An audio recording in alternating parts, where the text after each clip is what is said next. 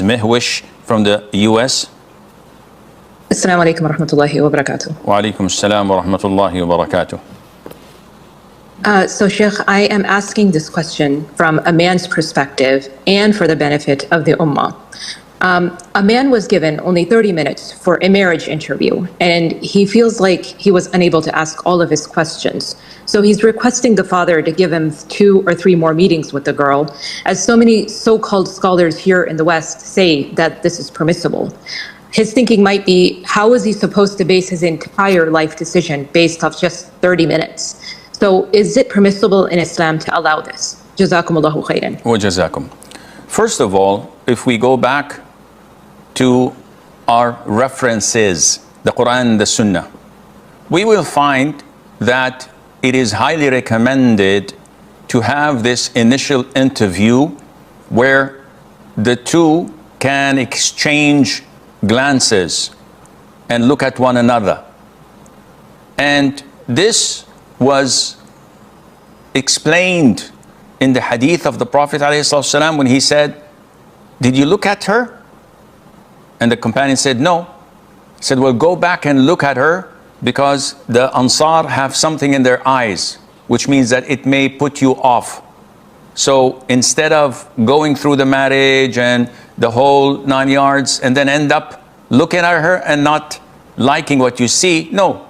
Islam puts this interview for them to look at one another. As mentioned in another hadith, the Prophet recommended this and said whoever is interested in marrying someone, he should look at her, because this would put some love, some attraction, some chemistry between them. So the purpose of this initial interview is to find that there is no resentment, that there is some sort of attraction and chemistry between them. It's just the look. So when you sit with someone, you sit with them with the intention to look at them and see whether you like what you see or not. Some people, subhanallah, the moment they look at those whom they're proposing to, whether man or woman, they find resentment and dislike, discomfort. So khalas, they pull the plug in, it's over. While others, and this is the vast majority of people, find some sort of attraction, not only physically, but it is a face you feel comfortable with, the personality, the vibes you're getting is positive.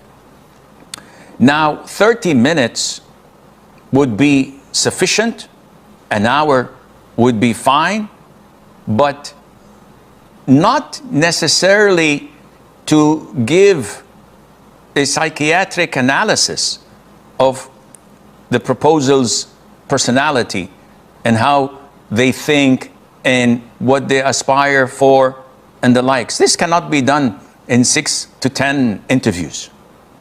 And shaitan keeps on dragging it.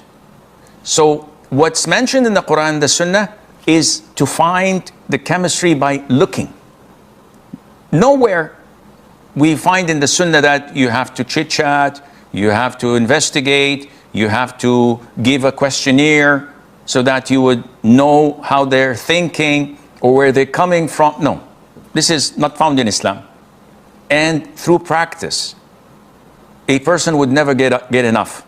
So even if he sits for the second time, and the third time, and a fifth time, there still are some corners of the suitor's life that were not investigated yet. So we need some more time. This is destructive rather than constructive. The woman would feel bad about this because she would be thinking that he just wants to take another look, as if he is observing an item he wants to buy. And that's legit. Yes, if the suitor says, "Wallah, I was so shy," and I've seen this. He's looking down all the time. He was so shy from the father and from the girl and from the whole situation. He's so innocent. After the meeting was over, did you like what you see? I don't remember anything. What do you mean? I didn't take a good look. I was so shy to look because her father was addressing me and talking to me, and I didn't get a good chance to look.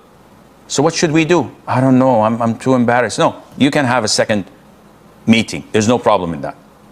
But if the meeting requested, second and third and fourth, is just to chit-chat and to ask questions, no, this is not possible, and Allah knows best.